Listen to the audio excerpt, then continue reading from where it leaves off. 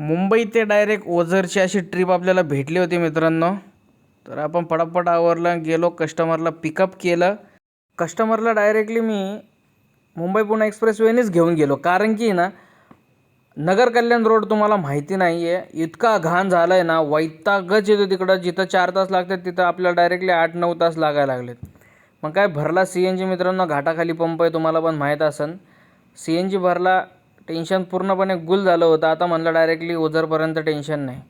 गेलो पटकन आणि डायरेक्ट ओझरला आम्ही पोचलो होतो. असं आम्ही तिथं एंट्री केली. एंट्री केल्यानंतर मित्रांनो असे स्कॅम होत असतात बरं का. हॉटेलवाले असतात, त्यांच्या काही कमिशनसाठी ते आपल्याला विचारतात. बघा काय विचारलं त्याने. काय माहित नाही, ड्रॉप आहे मला फक्त. ड्रॉप आहे का म्हणजे?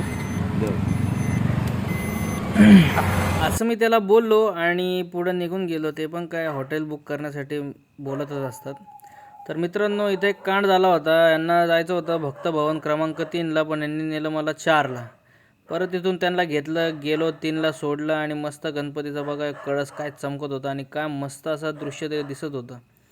म्हणलं आता भूक लागली, आता कुठं जावं. तर त्यांनी समोरून फोन केला, म्हणलं चल भावा आपल्याला जायचं जेवायला. म्हणलं चला. असं कधी जेवलो नव्हतं, पण मी बोललो बघू आता भूक तर लागली, कस्टमर बोलते जेवायला तर चला. त्यांच्या घरचंच फंक्शन होतं, त्यांनी घरगुतीच असं बनवलं होतं, मसाले भात, पुरी भाजी आणि कढी. एवढी छान टेस्ट झालेली ना मित्रांनो, ते खाऊन पोट एकदम भरलं आणि डायरेक्ट झोपच आली. मग काय त्यांनी हॉटेल वगैरे बुक केलं होतं, भक्त भवनमध्येच आपल्याला पण एक रूम दिला होता. गेलो डायरेक्ट गोदडी आणि झोपून गेलो. भेटू आता परत परतीच्या प्रवासाला, तोपर्यंत गुड नाईट.